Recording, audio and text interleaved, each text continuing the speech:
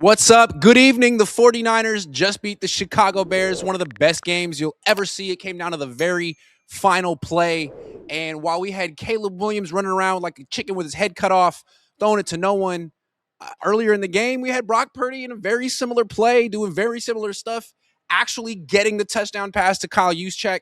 That might have been the play of Brock Purdy's career. I mean, it might be. That was just incredible.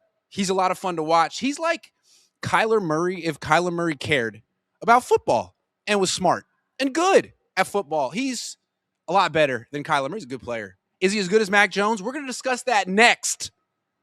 But first, I want to talk about Kyle Shanahan. Nothing against Brock Purdy. I'm going to make you wait for my take on Brock. I want to talk about Kyle Shanahan first. I've just been so proud of Kyle this year.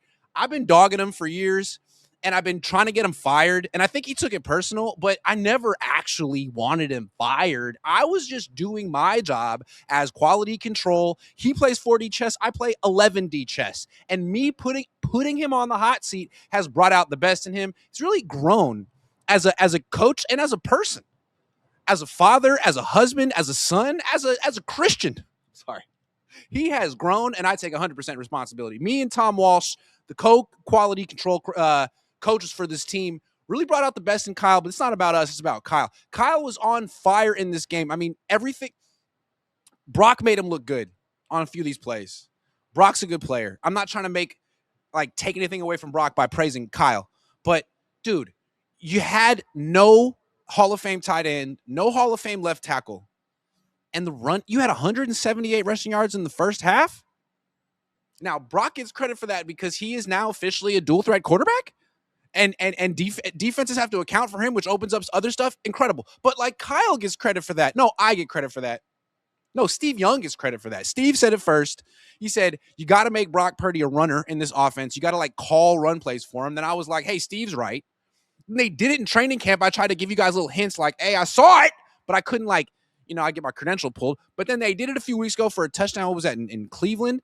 I asked Kyle, have you ever called that before? Answer was no. Kyle was like, yeah, all the time, because he didn't want the rest of the league to know that that's what he's going to be doing the rest of the season. Then, boom, twice in this game. I mean, was it twice? At least once for a touchdown. The other one was a scramble for a touchdown.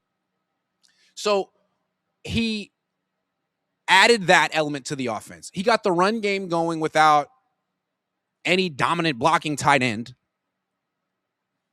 He completely rebuilt Brock Purdy's confidence after it was on life support just a month ago. Here, he had his own fans screaming for Mac Jones.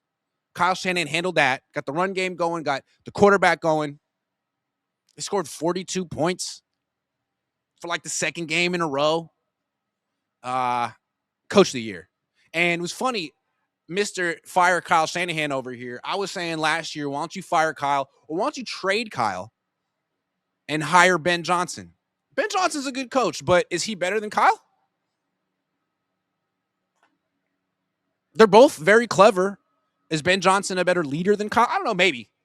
But right now, it seems like Kyle Shanahan is the least of the 49ers' problems. It seems like for the first time in his career, he's actually growing. This dude is he's 46 years old. And he seems like he has more wisdom. He's more flexible. He's more willing to take suggestions than ever before. Like, for example, during the last couple of weeks, I was asking him and Clay Kubiak, hey, you guys just kind of struggle with this run game. Although not the last couple of weeks, but you're kind of struggling with this run game. Why don't you give Sky Moore an end around, considering he's been such an asset for you and he's earned it? And they're like, yeah, we want to. Guess what they did today? They gave him an end around. You're welcome. And then on top of that, this isn't about me. I just keep talking about myself because I have personality disorder. So earlier today, I saw David Lombardi streaming, and I was like, I can't let this dude stream while I'm not streaming. I'm streaming too. And I didn't really have anything to talk about, but I streamed for 30 minutes. You can go back and check it out. And basically the first 20 minutes were how I was so disappointed in Kyle for not using Jake Tonjes the last few months. Because I'm like, hey, man, if you have a 32-year-old tight end who's this, plays with this much physicality and violence, you got to have a backup tight end that not only you trust, but that you're working into the offense, because he needs to be ready to go as soon as Kittle goes down, which is going to happen more and more frequently as he gets older. That's just life. And they buried Jake Tonjes for 2 months, and I didn't like it. But you know what? It didn't face Jake. Phased me, but it didn't phase Jake. Jake Tonjes just bounced back like he never left and led the team with 9 targets, led the team with 7 catches, had a touchdown, led me to the fantasy football championship. Jake Tonjes, love that guy, and love Kyle Shanahan for going back to him. I mean, it's kind of absurd that you have such a good tight end. You bury him when Kittle comes back. Then when Kittle goes out, he's once again your number one. He's your number one option in the offense. Tonjes. I mean, damn, dude. He put up, again, his stat line was 9 targets, 7 catches, 60 yards, touchdown. That's a George Kittle line. This guy is a future Hall of Famer, probably, maybe. But again, this is I want to praise Kyle. Would Jake Tonjes be doing anything without Kyle Shanahan? Good player, but Kyle gets the credit there. I mean, who would Brock Purdy be in the NFL if it wasn't for Kyle Shanahan? Now, Brock's made Kyle look a lot better, but I mean, he's kind of like a Make-A-Wish kid, and Kyle made his wish come true. Is Brock Purdy not the luckiest quarterback you've ever seen?